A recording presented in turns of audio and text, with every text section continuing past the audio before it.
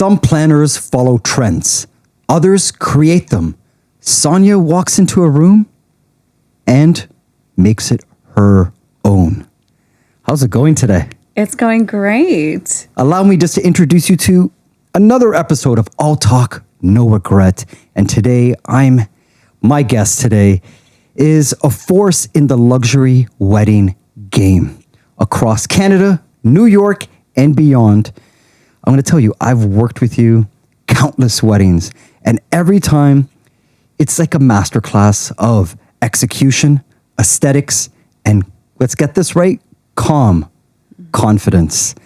And today, honestly, I'm just happy to have you here. It's been a while. It's been a while, and I'm so happy to be here. Yeah. And you know what the thing is? I've had guests. I've like you were on the list of guests to get, because not only are we going to talk about weddings, we're going to talk about growth and transformation. And that's something that we as vendors, we as people just never have the opportunity to talk about. So I'm pumped. Yeah, me Let's too. do this again. Let's There do we this. go. So right away, no one lends luxury by accident. There's always a story behind it. Now, when it comes to you and luxury weddings, where does the story begin? Yeah, so with me, when I started my business about 12 years ago, I had a well-stable career job and, a good career. And I think for me, the wedding planning in general was a passion project. And I started it as a passion project, didn't know where it was going to take me. And very quickly did I get inquiries and interest, of course, here in Toronto. But at that point, I kind of thought to myself, well, I don't want to be just another planner. Like, what's going to set me apart? What am I doing that's different? Or what is my impact in this industry? And I really quickly realized that I wanted to go over the border to New York because it was an hour flight away. Similar industry in terms of Toronto. There's a lot of similarities there. And I just kept pushing myself. I wanted more. I didn't want to be just another one that pops up. There's so many. So many. It's so many. And even now, right? so many. So much more. It's you can't even count now. So I think for me, I wanted to be different, and I just didn't want to be another girl with a notepad and a pen and say I'm a planner. And the sign that says I'm a planner. Yeah. So there's a lot of that. So I think, to understand what my niche is. And of course, like, I love fashion. I love luxury, not just in terms of travel, but lifestyle, weddings, party planning. It's the small details that make it luxurious, because people are like, oh my God, how did you even think of that? Like, wow, you incorporated that into your wedding. And it's such a small detail that you think of. It's that small percentage. Mm-hmm. It's that small percentage that not many people get to see that makes it good to great. But when you have those people that get to see that small percentage, I'm like, those are my people right there. Yes. Yeah. And a lot of guests appreciate that too, or brides. Like, oftentimes at weddings, like, people are like, wow, like, you guys really thought of it all, and yes, that's why you have us, because we're thinking about it all and more. And more. Now, I want to talk very briefly, because like previously, owner, founder, creative director, every type of, I guess, job under this umbrella, but Chic events. And now you have transitioned to the OG wedding planner. Yeah. That sounds gangster right there. OG wedding planner. What brought that transition on? Yeah, I think, I've been running my business for over 12 years, and it's been an amazing journey, and we've been a part of some magical moments, anything from, 50-person wedding to over 1,500. We've done ballrooms, we've done barns, we've done hotels, beach weddings, like, just you name it, we've done it. And I take on everything as a challenge. And at our high point, we were doing 80 to 90 weddings a year. Can I actually just pause you there at the 80 to 90 weddings a year?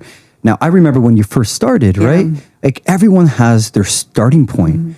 But and this is during your Chic, like the Chic events era. Chic era. Yeah, the Chic era. That's so sick. I love it. The Chic era. It's like, what kind of brought you to say, hey, you know what? Like, what was that turning point, the leap that said, hey, you know what? I'm ready to take this to the next level? I think consistency and always pushing myself. So I wasn't, New York, New Jersey was great, but I thought, okay, I want to do more. And then I started getting inquiries in Chicago or Seattle or, down in the Caribbean. So just pushing to do more and thinking beyond of what's in front of you. And I think social media really helps with this. And now with AI, it's like another level of imagination. But I think always wanting to do more and to do better, not because don't look at the outside noise or left or right. I always say, like, stay in your own lane, just stay really focused and just go for it. There's so much noise. So much noise. So much noise. Yeah. And it's like, it's hard to focus and to focus on like your own kind of like journey because with social media, I will say if you're weak-minded, you could be negatively influenced by, this person's doing this, but we tend to then focus on what other people's growth and other people's visions are, and it doesn't become authentic. Yeah. It doesn't become our own. And I think that's like that's a great point that you just brought up. That's like just sticking into your own path. And that could probably be like the leap there that took you into like, doing some of the most luxurious weddings out there. Yeah, like just keep going, whatever it is, just stay in your own lane. Like I remember when I was building up my website, this was years ago now, and the developer had said to me, who's your competitor? Give me 4 or 5 websites of your competitor. And I said to him, I said, I've never looked at my competitor's website or Instagram, and nor am I going to, just to give you some direction. I can generally tell you some websites that appeal to me or my style or my aesthetic, but I'm so hyper focused on myself and what my vision is I don't look for inspiration to another planner or I was really focused, and the market was obviously very different 12 years ago, starting your own event planning company versus now. Yeah, it's funny. Like people ask that about me as an MC, and I'm like, it's me. I don't know. I don't know what everyone's doing. I'm well aware of who's here and who's around, but I don't care for style. Yeah. There's enough cake to go around. I always say that we don't need to go after the same cake, but just figure out who you are and what you stand for, and just stay focused on that. Let's call that stay in your own lane. But now, speaking of the own lane, the chic lane, and now you've switched lanes to the OG wedding planner lane. Talk about that transition. Yeah, so I think for me, a few years ago, I had a burnout, and not like other burnouts where you just keep going. For me, I just wanted to slow down, and I feel there was a lack of balance in my life. And, I took some time to myself, and we've still been doing weddings, but of course not 80 to 90. But just over the years, I've just noticed while doing month of coordination, not full planning, that there was really a lack of education when it comes to planning your wedding with couples. So we were doing month of coordination with clients over the past 2-3 years. And when I would come on board, I'm looking at everything that they've been planning or how vendors are, doing their contracts. And I look at it and I'm like, you guys have no idea what you're doing. Like, you don't have certain things booked that you need. You have things booked that you don't need. And it just doesn't make sense. And I think vendors in our industry, I know that it's a busy industry, but they don't have enough time to sit there and educate clients on what they should be doing or looking out for. We do so many events on a regular basis. Couples come in and they're planning this one wedding, one event, and they're not in the know. So for me, this pivot with the OG wedding planner is to educate couples, educate brides on things that they need to be looking out for, things that they should do, shouldn't do, because there's a lack of knowledge. So like the consultant, right? In a way. Yeah. So, I mean, for me, I'm pivoting into consulting. And the reason being is that I find that there's a lot of value for couples, especially when you first get newly engaged. Like, I remember when I used to do consultations, and right off the bat, every couple would be like, no, we need you for full planning. Like, we don't know where to start. We just got engaged. We're getting asked so many questions. What do we do? So the idea behind this consulting is that if you are newly engaged, jump on a 1-hour call with me and let me guide you. Let me slow your emotions down, break it down in terms of what you need to do, one thing at a time, get a good grip of that, and then come back. And then after that, guidance, if you feel that you need a planner, you need a consultant, you kind of go from there. But you don't know. And a lot of couples don't know. A lot of nerves. They don't know their options in a way. They don't know their options, and They also aren't educated. Exactly. And social media, someone could be a great marketer or someone really good on social media, but they're actually not a good vendor to work with. Yeah. It's like, I know why you went with them. Yeah. Yeah. Or if it's price driven, that's another thing that I'm seeing a lot in the industry that from the past 2-3 years, and people are undercutting unbelievably. And the day Stare at the camera and just undercutting. Yeah. Stop it. Yeah, it's there's a lot of newcomers in the industry, and I won't say anything bad about that. I think follow your passion, but the undercutting really should stop. It's just it's not the standard of our industry. And also when you're coming, the day of the client's wedding, I've seen so many vendors just dropping the ball. They have no idea what they're doing. No. They're missing key points, and just why? It's not it. It's their wedding day. Yeah. Well, but sorry. you get what you pay for. No, but sometimes people overpay and people underdeliver, and I'm not about that. Yeah. I think that's horrible. Yeah. But here's okay. So you're on this tip now, the OG wedding planner. You are here to educate and kind of guide the clients, the newly engaged couples and their families, right? On hey, these are the moves you need to make to ensure your day goes smoothly. Not only the day, but the process goes smoothly. People are focused on the day, not realizing it's an entire process. It's not fun if you're just about to celebrate a day and then you're stressed out 95% of the time. Yeah, what's the point of that? You will burn out as a client. Yeah. Forget being a vendor burning out. You will burn out as a client. But what keeps you grounded when you are surrounded by the big egos and big expectations? And that's coming from not just on vendor side, I'm calling it family side, bride side, groom side. It's all just coming together at you. I think what keeps me grounded is balance in life. I think that's really important. My family keeps me grounded. I'm on a spiritual journey. There is a higher power. Yes. I like to give back. I like to volunteer. I like to not only at my temple, but also at orphanages or working with disabled children, and just that constant reminder of we are so privileged in the life that we're living. So I think that gives me mind groundness, and of course, working with couples or families, it's a lot of patience. A lot of patience is tested. But I think that's the beauty of what you kind of just said is for you to be doing those other things, you can't be doing the 80-90 weddings and burning yourself out. Yeah. You can't get grounded that way. No. You don't have time. There's no time. There's only 24 hours in the day. Yeah. There's only 365 days in every couple of years, 366 days. But I think for us to shine in our best light, everyone needs a touch of groundness. Mm-hmm. Everyone needs everyone needs to be humbled in a way.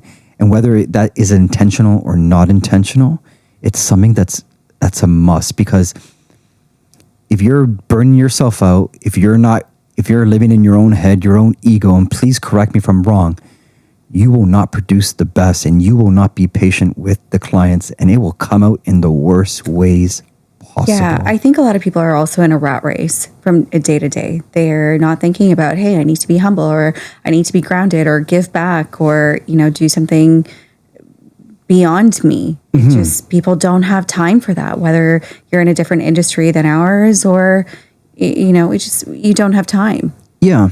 And to go back to what you were saying about educating couples, it's also true that sometimes you take risks with couples, and some of those risks come through your own creativity. Can I ask, can you share a moment where a risk paid off and elevated an event?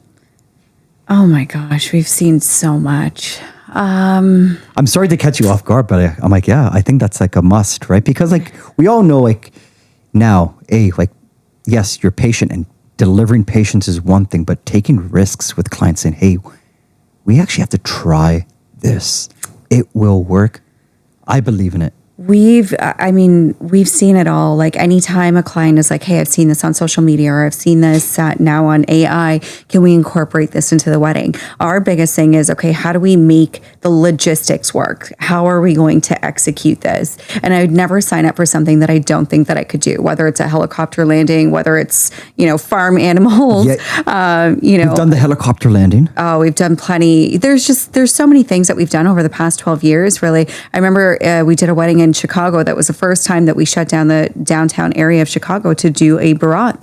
And it was the most amazing thing that I've seen. And we also did that again in Seattle. So I think taking risks, I don't shy away from. Anytime my couples are like, we want to do this, or what can we do to push the envelope? I'm all for it. I love a challenge. I feel like I've done so many weddings that I'm like, give me a challenge. Who's in charge of the permits when you have to do that? Is it you or the client? The client has to directly get the permits, but I'll guide them and say, okay, you need this permit, or this is who we need to be talking to, or this is what the process is going to be to do something like this. So I don't shy away from risks. I'm all for it. That's a baller move to shut down a street. Yeah. A busy street. That's a baller move. We had a crowd. We had hundreds of people like just watching with their phones out. It was great. So I don't shy away from risks, and I don't think that you should, but I think you need to be so confident in what you're doing that you're like, yeah, I got this. Let's do it and let's kill it. But you, like, as a planner, I have to think about the logistics and how I'm going to execute it. Yes. So it's just flawless. Like doing a wedding in, for example, in the month of October here in the GTA, there's a chance of rain. So the way that I plan it, I always tell my clients, we're going to plan it as if it's going to rain.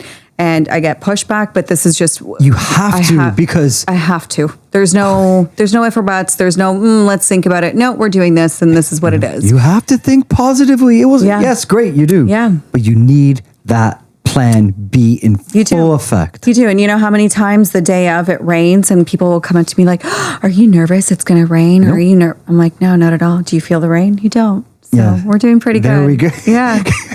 The way you said, do you feel the rain? No, you don't. You don't. Go. Let's go. Plan B. This is why they have me. I know. We're good. So in terms of like, again, for you to do the shift from Chic events to the OG wedding planner, again, it's not okay, I'm going to do this. This is coming, again, through your journey, through wealth of experience. Mm-hmm. Like you've done, that's a lot of weddings. I can't even put like the hundreds on it, right? Yeah. But a lot of weddings. Now, every wedding has a moment and something goes off script. That's when the pros show up. That exactly what you said with the rain, right? The reason why no one feels that burden is because you've already kind of pre-planned it and executed it 1,000 times in your head. Not about it all. Yeah. Yeah. What's one of the wildest weddings that you've ever had to navigate? And just no names, just give us the Coles notes of that.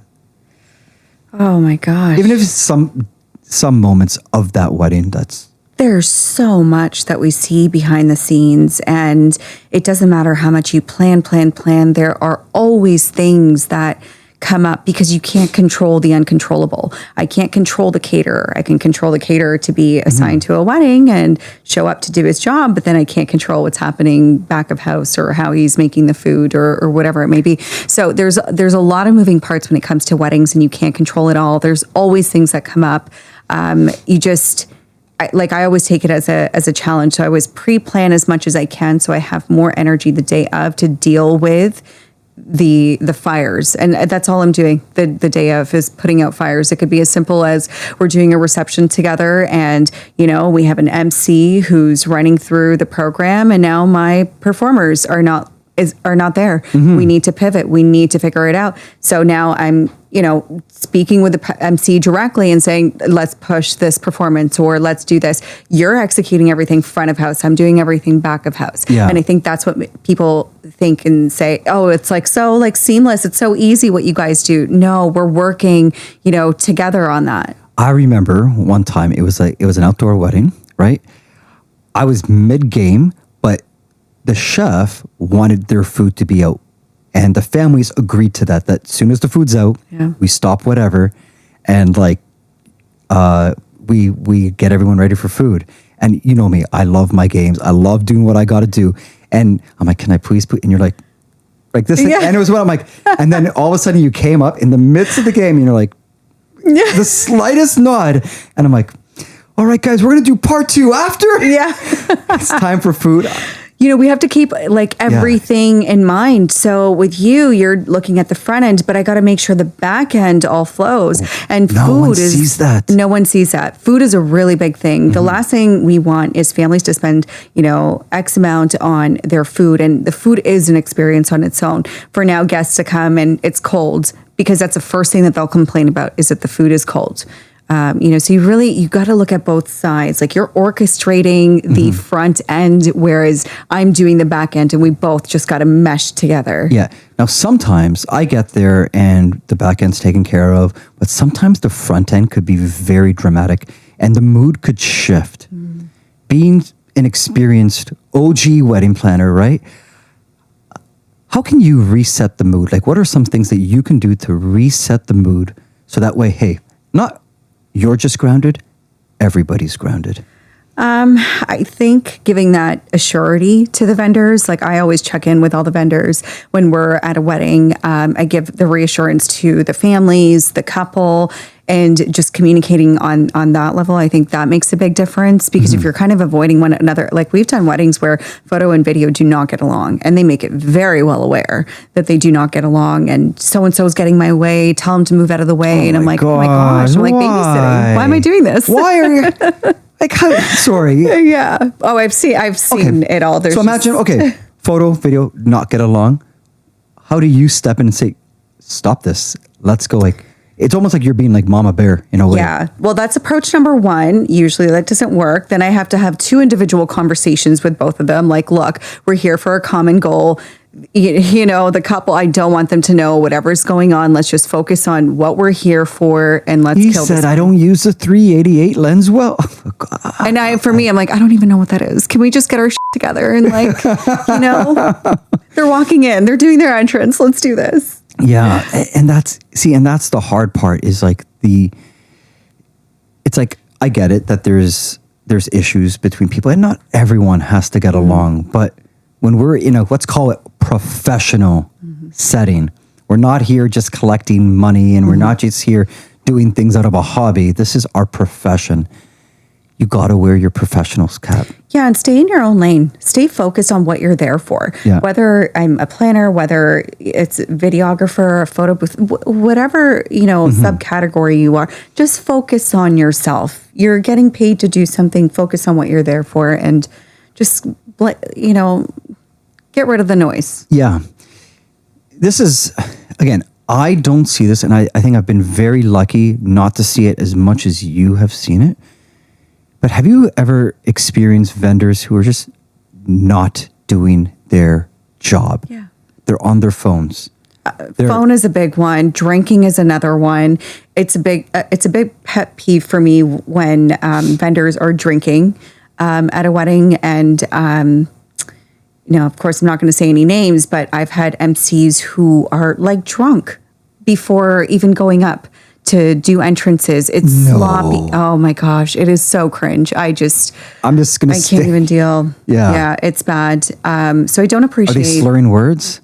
Slurring words and just sloppy. And like I think any profession that you're in, I would not come on to my job holding a bottle of beer and walking around the venue. No. Oh yeah, you'll see it.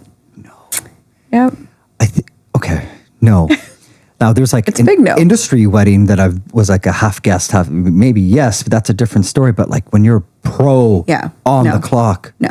To a client, a paid client is unacceptable. Yeah. There have been a few weddings that I've been a part of, and I've told the couples, and I kind of gear it from the couple side where, hey, are you okay if we tell all the vendors that they're not allowed to drink at the reception? Mm-hmm. And if I get the okay from the couple, then I'll say it to, I'll let the vendors know. I don't think you should be drinking at a wedding anyway. I mean, being on phones, yeah, sure, that's one thing. And I think that's a small percentage of like what actually happens, or other things that we need to, There was one time I saw like a vendor, like, they should have been shooting, like, pay attention. Like, why am I having to snap my fingers? I can't be the bad guy. God, I remember the one time we did a wedding and we could do like a confessions here, like what we've seen. Yeah. I remember doing this one wedding, so I called over a photo and video. We were about to do the barat for the prior to the ceremony, and so I called them over and say, "Hey, we're doing the barat followed by the milni," and they're like, "Okay, yep, let's go." And the photography company completely missed coming out to the barat because they thought that they had extra time to go get buffet breakfast and go eat that and ignore the sense of urgency that I had put. And I, went and found them in a corner. They're eating, and I'm like, "What are you doing? Like you should be out there." Like, "Oh, okay, yeah, it's okay. Just grab the parents. We'll just get a shot in here." And I was like, I just can't even believe. How do you do what you do? You have no heart when it comes to this. It's bizarre. We've seen and a lot. that's where it's like taking advantage or even not understanding the blessing that it is to do this, right? Mm-hmm. Like I put in my all for like my clients, and I'll go the extra mile to make sure that they're happy because it's like I'm blessed to do this and I want to keep doing it. Yeah. I want to keep doing it. And that's wow. We love what we do. And I think that's one of the reasons I don't think you can be in this industry and not love what you do, because it's a very demanding industry and long hours, and we sacrifice a lot of our social time and family time. Our lives. We do. We our really lives, do. Right? And that's the actual, like the lead up with the next segment is that you can't level up in this business if you're stuck in drama, period. Now to talk to me about growth you've gone through personally over the past few years, because I'm loving the quotes you are putting up about like surrounding yourself with positive circles, taking time to rest, reset. Even if it is for those few days, a reset is necessary. So necessary. Let's go. Yeah. So, I mean, I think it's great. Like we're able to do what we love, and this is our career. And I always say, like, I love my day to day. If I hear someone saying like, "Oh, it's Monday, like what a drag. I hate Mondays." I'm like, we can't be friends. We just don't have the same mindset. Monday comes around and I'm so excited that it's Monday, and where's my to-do list? What do I have to do? Let's go. And I'm excited for the week. So definitely the circle that you have makes a difference on your mindset. I just don't have time for the drama or the gossip, and that's not something that I want to surround myself with. Like, as you said, I want to sit at tables and be talking about what's the next opportunity, what can we do, how can we grow, or do more in life, or even if it's on the balance side, how do I want to spend my 3 days that I'm going to get to myself? So I find myself sometimes alone in that. I'm like, yeah, I'm going to take some time off just to myself. What? It's wedding season. I'm like, exactly. You're going to get burnt out if you don't. You need you time. Yeah. And I think I've found that as well. Like even if I had 2 days that I know that I can get away, or 3 days, I'll do quick trips, go to New York, just reset myself, go for a nice dinner, and then back at it. Yeah. I'm doing something very off-putting. Yeah. Yellowknife. Who goes to Yellowknife? I mean, I would love to check it out, but that's unheard of. Yeah, it's my cousins that are kind of for it. Every year we do like this odd trip, but they do it as a reset for them, and I'm included in that. So cool. But it's like dog sledding, ice fishing, cold plunges. Like, well, you're making the most out of winter. That's amazing. -30, -40, 100%. But the big one is like when you like realize that you need to, I guess, distance yourself from toxic people. Now, especially when you've been close with toxic people, do you find it easy or hard to distance yourself? Because I find it's easy in some groups, but it's difficult in other groups because you've been close with them, and then you're just at one point had enough, right? Because for me, like as you mentioned, this business, it isolates you from family, it isolates you sometimes from friends, and just being part of life. But sometimes, like, I've put up with some toxic stuff just because I rather have that around than not have those people around. But now I'm coming to a point where I've had enough. Oh, I'd rather be alone than be in those settings. And then you're called, oh, you're antisocial. Oh, I'm like, no, I just don't want to hang out with Or maybe you're just focusing on you and your career. I just don't even give myself the opportunity to be in that scenario and entertain toxic. Yeah. I don't want to be a part of that.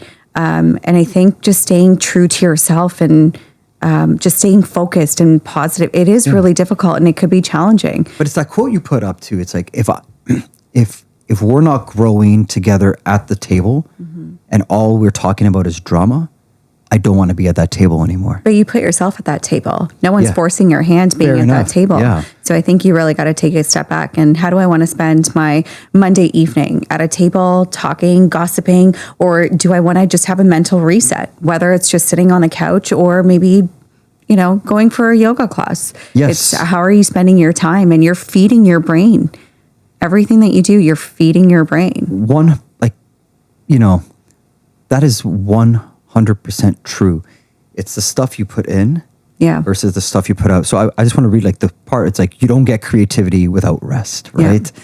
And travel, peace, and time away aren't luxuries. They are the fuel that keeps us it's a foundation going. No, you and I love to travel. Yeah. Right. I don't think we've ever talked about us traveling, right?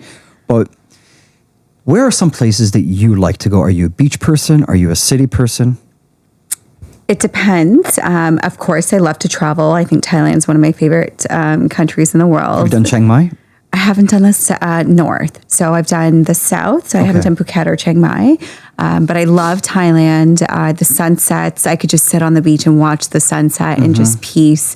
It depends on the amount of time I have, what type of a getaway am I doing? If it's just, I have 2 days off, I'm going to New York. Going to New York and just have, more of like a food tour, go check out some good spots. If I have a little bit longer, sure, I'll sit on a beach and, I love star watching or sunset watching, and I find peace in doing that. So I think it depends on the number of days or how much time I have and where I can actually get away to. Yeah.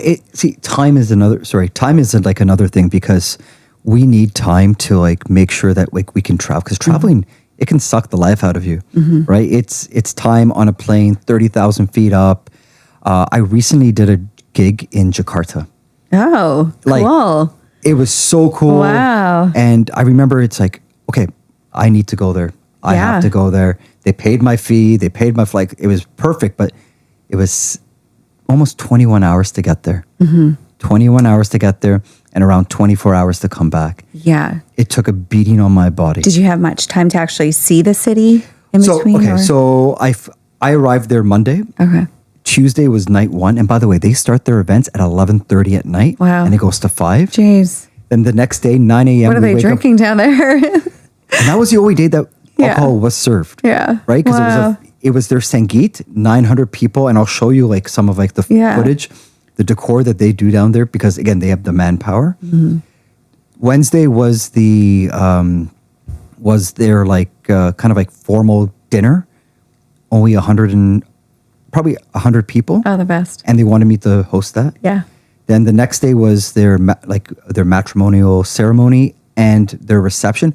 Totally different from the North American way. Wow. But I had to adjust. Very cool. And then Friday, that's such a Saturday, challenge for you too, right? It's a new culture, new community, new country. There's so many different ways of how everyone does it. So conforming to that, it was tough. Yeah. And then when I did go into the city, I got lost and I ended up outside a stadium where 2 rival soccer teams were Oh my gosh, that's amazing. And I got caught into some heavy stuff. drama, things being thrown. I'm like, what's going on? Yeah. And the person that was filming for me, she did not want to go in there. I'm like, okay, cool. Let's get out of here. Yeah, let's get. But okay, but you said New York. You love New York. You love traveling there. I always want to travel east, right? I actually did Scotland. Windy, muggy. Won't go there again. But west, you ski? Yeah, I'm a big skier. That's how I pass my winter months as well. I love going to Whistler. I would say Colorado or Vail are on my list to go skiing, or the Swiss Alps would just be epic. But have you done Swiss? I have not. I just need to find the time to be able to do that in the winter months. But yeah, love skiing. On my trip to Yellowknife, I was supposed to see the Northern Lights, Aurora Borealis. Wow. It was cloudy. I have to go There's back such up. a small window, I think, seeing the northern lights. Yeah, and it was queued up, but then they got hit by snow. Okay. We've talked about drama, undrama, resetting, clearing your head. But I'm going to put the OG wedding planner hat back on you. And I'm going to do a segment here I call Fix This Wedding. Okay. I'm going to give you a scenario, okay? Listen to all the prompts of the scenario. I'm not going to throw any extra prompts, but you kind of have to tell me how you would solve this wedding. Oh my gosh. Okay, let's go. Let's do this. Yeah. Something goes off. You've only got 60 seconds to make this right. Okay? Here we go. You show up and the decor is half done. Guests are walking in. What do you do? Yes, this has happened before. Welcome to the day in life.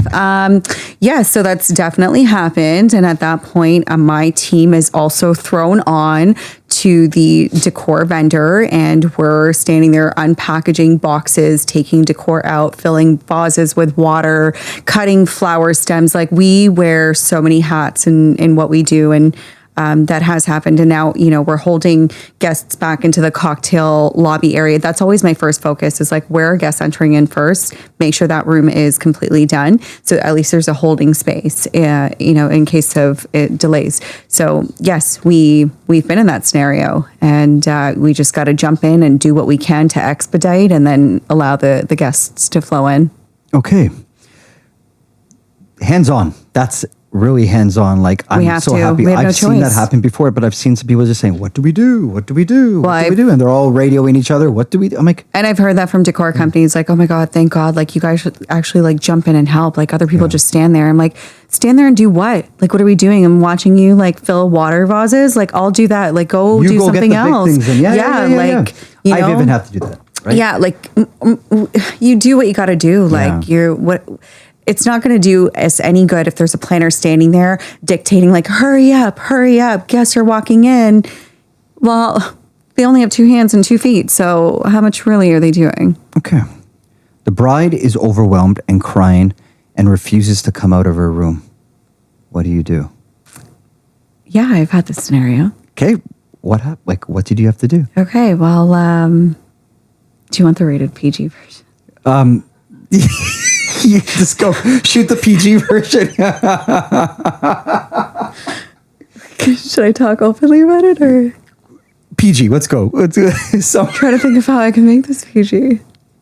Oh yeah, I have my stories too, and we see it all. We really see it all. And here's some guidance: if you're a groom or a bride, your ex should not be at your wedding. End of story. Mic drop. Yeah. Yeah, I mean, I think, okay.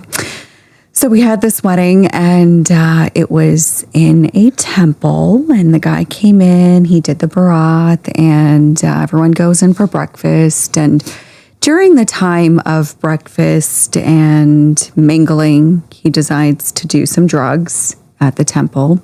And the bride finds out, and she's ready to walk out of the temple. And she says, I want to go home. I don't want to get married to him.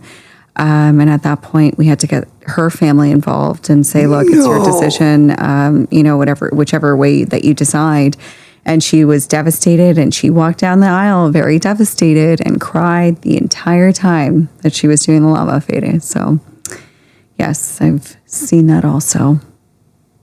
There's like a silence in the back and here. That was a rated PG version. Wow. Okay. Yeah. No, I'm happy you gave us the PG version, and maybe off camera I can hear like that. Sorry, as you could tell, it's like, again, I always come when everything is like on the up. They've made it past the ceremony. Yeah. There's been a couple times that they almost didn't make it out, and my guidance was, listen, you got around 600-700 people here. Yeah. You could do 2 things.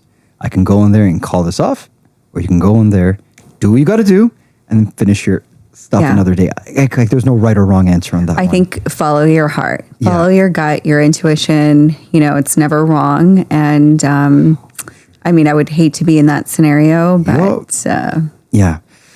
Okay. Yeah. Thank you. But before we wrap this up, what's one? what's one truth you wish everybody knew about the business and the lives that we live to make sure your wedding runs smoothly? I think for a lot of people in the wedding industry, it's a passion project to be doing what we're doing. And we love what we do. And there's a lot of creativity in our industry. And we sacrifice our lives, our social lives, to be able to, do weddings, events, and be a part of your day, which we love. But there's a lot of sacrificing that goes on. And I think that goes overlooked oftentimes. Or also, you get the families that have the mentality of like, well, we've paid you, so we've bought you, and you're ours to use and abuse. And, that's not it. No. Well, do you want to plug your socials while we're here? Yeah. So chic_Sonia.xo. I'm on Instagram, newly on TikTok, which I'm still trying to figure out. I can't do it. I can't either. But I'm going to try to do like these new transitions that are. And like obviously when we get this footage, we're going to pump it out. Yeah. But the stuff you're putting out right now, it's OG. Oh, thanks. I'm such a millennial, but it's okay. I'm owning it. Yes. This has been another episode of All Talk, No Regrets. Sonia, the OG wedding planner. Donovan Fernandez is here, Mr. I Am All Talk. We are signing out. I was trying to, as you were doing all your last minute stuff, I want to reach over, grab the microphone and just drop the mic drop. Mic drop. Thank you. Thank you so much.